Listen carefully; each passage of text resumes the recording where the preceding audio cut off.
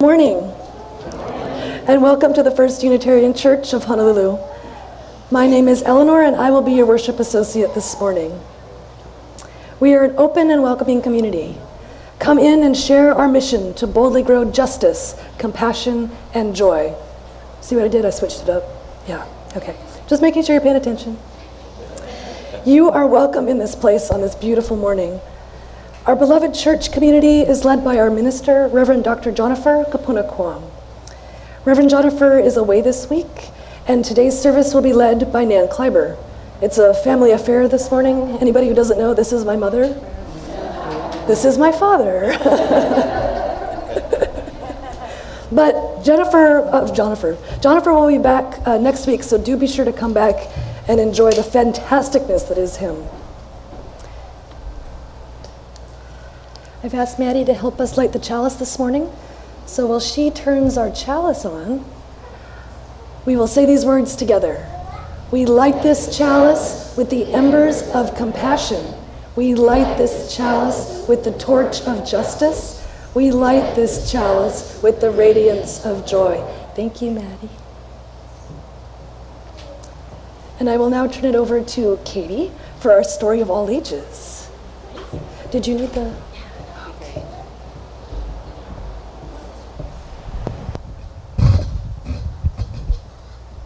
Hi, can everyone hear me? Oh yeah. Yep, great. So I'm Katie Ackerman, and I'm your new DRE.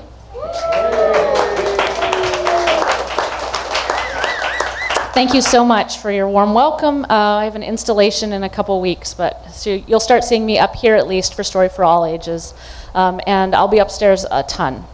So any new children or children who are not yet down here for the Story of All Ages, feel free to come join us. If you'd like to come as an adult, we welcome you too.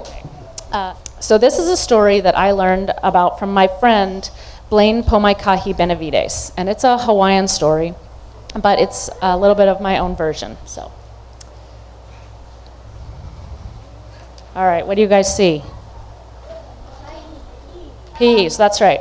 Once upon a time, there was a little child who was eating his lunch of peas and potatoes. The little child asked its auntie, "Auntie, what is this?" And the auntie said, "That is a pico." What's a pico? Eve said, "A belly button." That's right. So the auntie said, "A pico is a belly button." The little child said, "Why is it here?" And the auntie said, "The pico is where your umbilical cord was. It connects us to life, to our ancestors. To many Hawaiians, it is a place for being centered. Serge Kalihi King explains it beautifully. It is a point from which, toward which, and around which everything moves. Literally and figuratively, the navel represents our connection to the source of life.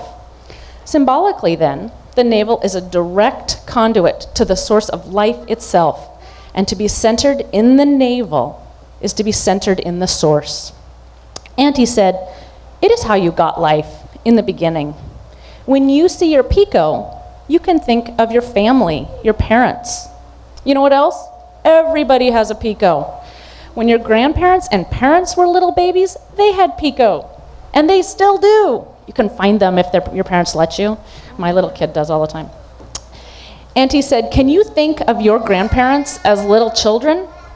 Can you think of your grandparents as having little picos?" They do. And the auntie said, "We are all connected. We all started out as babies, and we get bigger.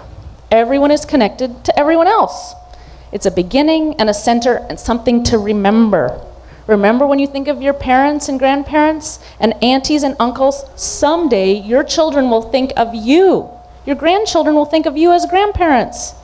You are a big web of family." The little child thought about this and ate more of his lunch. Then the little child took a green pea and put it in his belly button, which is a good spot to hold a green pea.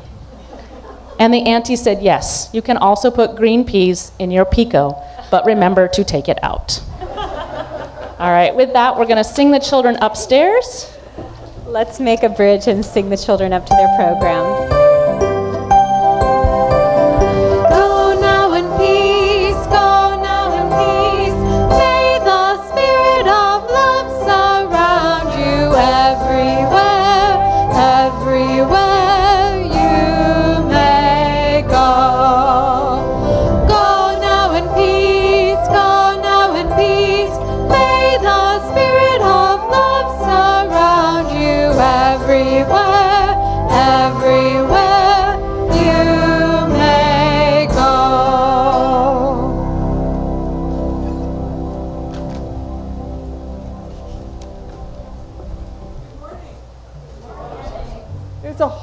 up here. If anybody from the back would like to come down in front, we have a whole row, well, except for Will, of empty chairs. Oh, here comes David. Yay! Okay, welcome. Have I snarled this thing up? My ears don't move.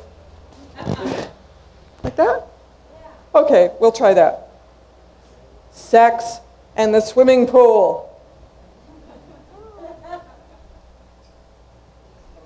I've often wondered what it would be like if we taught our young people swimming the same way we teach sexuality. If we told them that swimming was an important adult activity, one they would have to be skilled at when they grow up, but we never talked with them about it. We never showed them the pool. We just allowed them to stand outside closed doors and listen to all the splashing. Occasionally, they might catch a glimpse of a partially clothed body going in or out of the door to the pool, and maybe they'd find a book on the art of swimming hidden someplace in their house.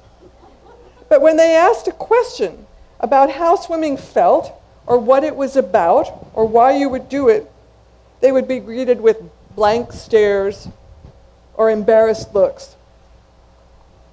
Suddenly, when they turned 18, we would fling open the doors of the pool, and they would jump in. Miraculously, some would learn to swim or tread water, but some might drown.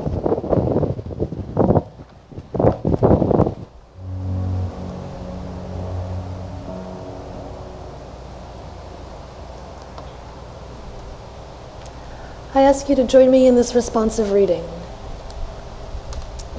We offer sexuality education in our religious communities because of our liberal religious legacy, our Unitarian Universalist principles, and our faith in our children and ourselves. Our whole lives encourages all of us to respect the worth and dignity of our own minds and bodies, and nurtures respect for others may be different. It promotes loving, equitable, and healthy relationships. It offers a setting in which all of us are accepted as individuals, growing and maturing in our own way. It teaches us effective communication and decision-making skills. It nurtures a trusting, respectful community in which all voices are heard. It fosters collective responsibility for creating a healthy, safe, and non-violent environment. It encourages us to value ourselves and seek healthy relationship with others, and act on our values throughout our lives. Our whole lives teaches respect for each person's sexual integrity, acknowledges our common humanity, and nurtures compassion for the wholeness of life. I'd now like to welcome Nan Kleiber up to give us a scintillating sermon. Of this congregation, for almost 20 years now. I came here in 1996 as the Director of Religious Education, and one of the things that the congregation asked me to do was set up a program for human sexuality education. So I'm going to be talking this morning about the Our Whole Lives program, for which we just did a training.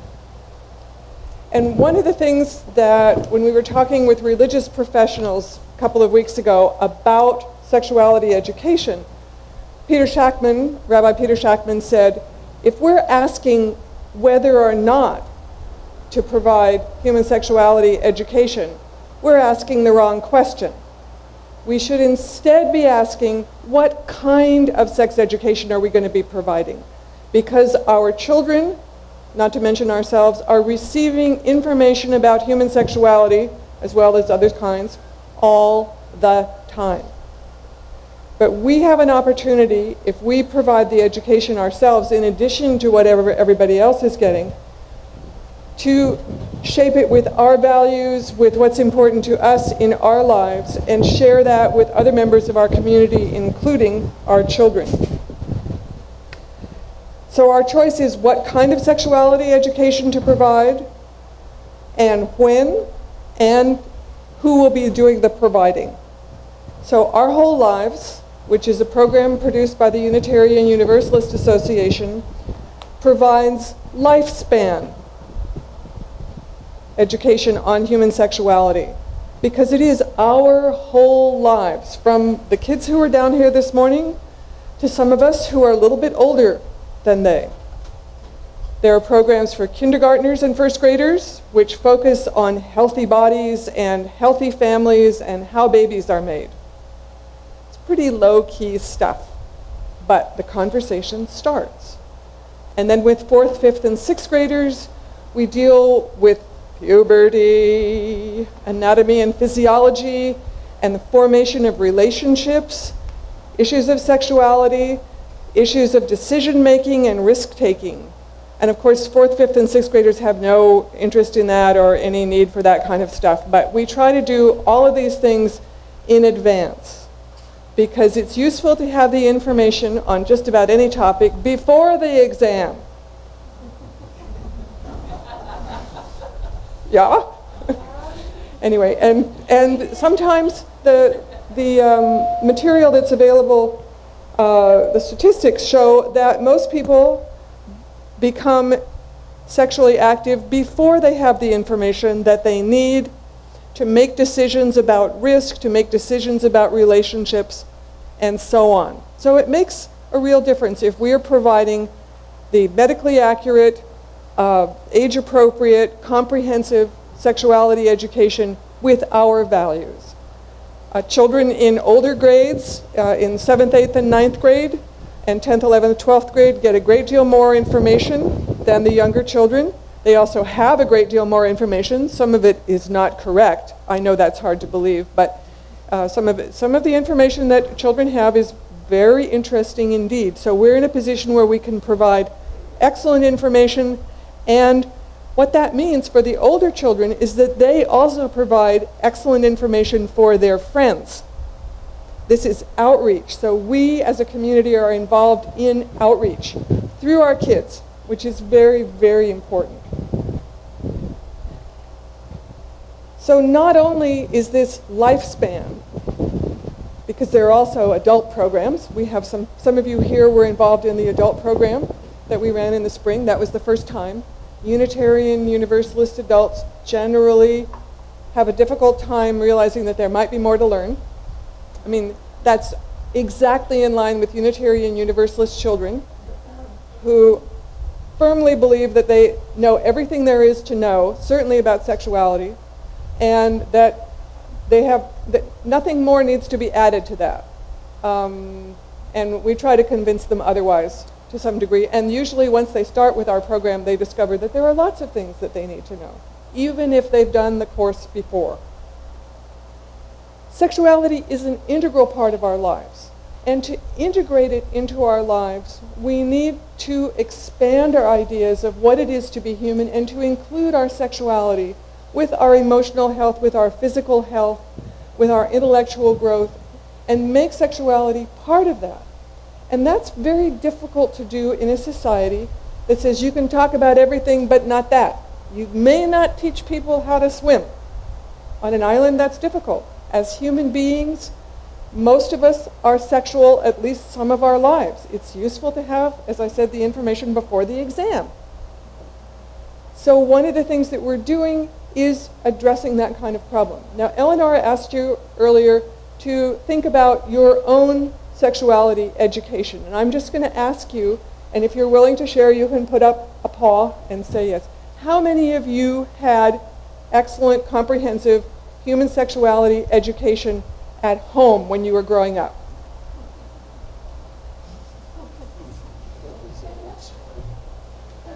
Did you put...